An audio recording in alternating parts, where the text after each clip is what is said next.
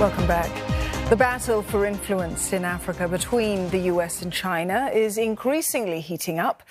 Tanzania, for example, saw trade volumes with China averaging $9 billion annually and is hoping that that figure could double by the end of the decade. The US, meantime, is also looking to boost trade and investment in the country, promising $500 million in financing to help companies export goods and services to Tanzania. Daniel Kijo with this report. This $3 billion industrial city is rapidly taking shape in Tanzania. Located about a 3-hour drive away from Dar es Salaam, the country's largest city, the Sinotan Industrial Park is expected to be completed later this year. It is mostly funded through loans from China, which is Tanzania's biggest trading partner. And when completed, the park is expected to create up to 500,000 direct and indirect jobs. This could make it the largest of its kind in Eastern Africa. Chinese investors and all other investors in Tanzania, that Tanzania is ready for business, and the Samia administration is firmly committed to make Tanzania one of the most attractive investment destinations in our region. Tanzania is one of the fastest growing economies in Africa, and Chinese investments to the country have soared in recent years. Over the last 10 years, since 2013 to 2023, China has invested close to $10 billion worth of investment in country, which on average is about $1 billion a year. And now that puts them slightly ahead of the US at around $6-7 billion US dollars, and then the UK around $5-6 billion US dollars of FDI stock. But China isn't the only superpower eyeing the country. Though trailing behind the Asian giant, the United States is also making strategic investments and boosting trade links. Government statistics show as of December last year, the U.S. had 283 projects registered at the Tanzania Investment Center. The businesses provide about 55,000 direct and indirect jobs to local Tanzanians. The Sino-US battle for influence is a story that's unfolding across the rest of the continent. In Uganda and South Sudan, China's influence is also deeply felt. In Uganda, the $567.7 million Isimba Dam, along with the completion of the 600-megawatt Karuma Dam, have revolutionized the country's energy sector. Both dams are financed by China. The government of China and the people of China are reliable partners of Uganda and of Africa. But although China's investment in Uganda is visibly transforming the landscape, U.S. government data also shows a 13% increase in investment value in 2022, with foreign direct investment numbers coming up to $104 million. Over in South Sudan, China accounts for about 75% of the country's petroleum exports, which means it plays a pivotal role in the impoverished country's economy. This is what we share with our Chinese friends, that South Sudan is enormously rich. There's no question about it. But we have no finances to kick it off. So when Belt and Road project started, giving $60 billion to the African countries, we thought that this would be a great opportunity for South Sudan to benefit. Also, some observers argue that China's seemingly no-strings-attached loans make it a more attractive partner. The West certainly arm's length relationship with Africa, and they were funding Africa as a poor country, as poor countries, and also they were dictating rules around, say, democracy and governance. China was a bit neutral on that aspect, but over time China developed. So development of China required resources and partnerships, and they were pretty faster to link those relationships with Africa. But as the battle for influence heats up, observers say the African nations will look to choose the right partners that will benefit them not only in the near future, but also in the long run. Daniel Kijo, CNA, Dar es Salaam, Tanzania. And for more insight, joining us now, we have Liu Baocheng. He is the Dean at the Center for International Business Ethics, University of International Business and Economics. And also with us is our correspondent, Chris Okamringa. He is joining us from Kinshasa. That's the capital of Democratic Republic of the Congo. First to you, Professor Liu. The China-Africa economic relationship, it has developed rapidly over the past 2 decades. Is it too late for the United States to try to overtake or even catch up to China's Belt and Road Initiative, the dominance that China has had in resource-rich Africa?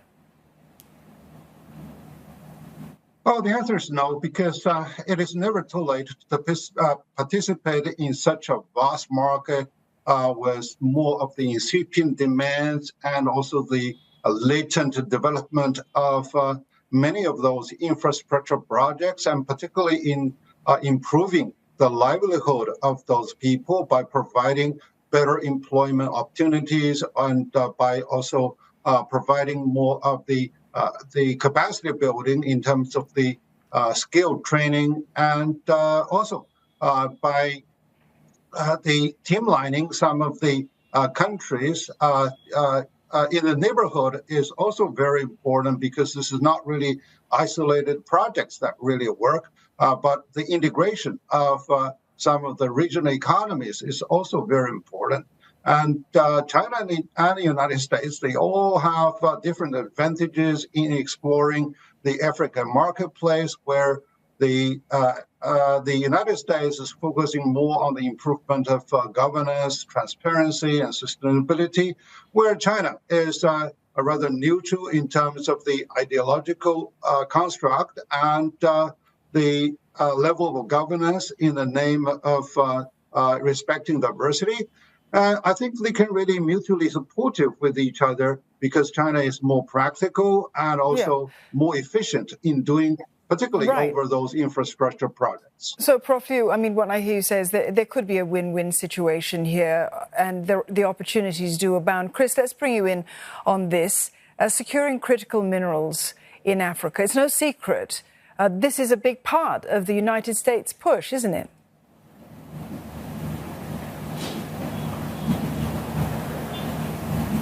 That's right. You see, the United States has expressed concern over the years about China's growing influence in Africa, and especially the dominance of some of these critical minerals that are important for the clean energy revolution. The Democratic Republic of Congo, for example, is one of the countries that has 70% of the world's cobalt deposits. This is a very important mineral that's used for making rechargeable batteries for electric vehicles. And the United States President Joe Biden recently said that the U.S. has been looking on as China made significant inroads in controlling some of these strategic minerals in Africa, and that is about to change in a big way. We're seeing a lot of pressure from the United States on some of these poor African countries. For instance, the Democratic Republic of Congo signed a mining deal with the Chinese mining firms in 2008. It was a $6 billion deal that was described as the deal of the century, where the Chinese companies were supposed to build roads, hospitals, schools, hydropower dams in return for extracting minerals like copper and cobalt. And the United States has been concerned and putting pressure on the Congolese president to renegotiate these deals with China, because they were saying that it was benefiting the Chinese more. And the president last year traveled to Beijing. He met his counterpart, Xi Jinping, and had to renegotiate this deal. And that is what we are seeing, that it's clear that these securing minerals is part of this rivalry between the United States and China in Africa. Well, even as China and the US vie for influence in Africa, what do the people there think? Let's have a listen. Talking about North Africa, if we ask people there, African citizens, they prefer and they appreciate ties and connection with China, because they consider that the relationship with this country is based on mutual respect in terms of sovereignty and non-involvement and non-intervention in their national affairs. So respect for sovereignty. Chris, is that a common sentiment across the African continent?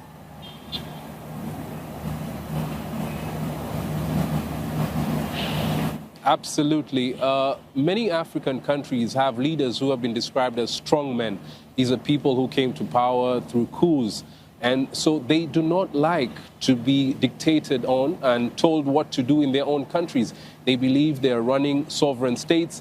And so many of them prefer dealing with China because of its a policy about non-interference in the internal affairs with many countries. And that's despite some of the criticisms that have been leveled at some Chinese investors who have been said to mistreat some African workers and sign contracts that have not been very transparent.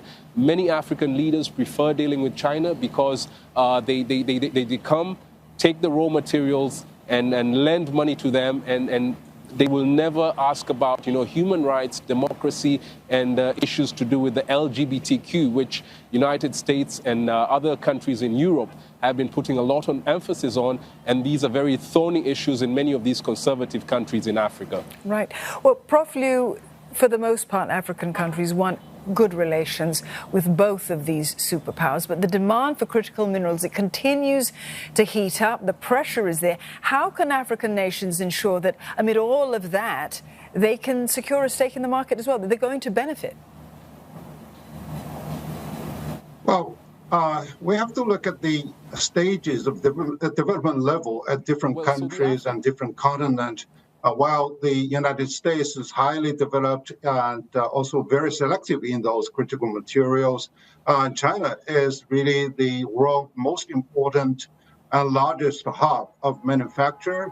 So therefore, what China really take back is really those big bulk commodities like petroleum and iron ore and cobalt or whatsoever.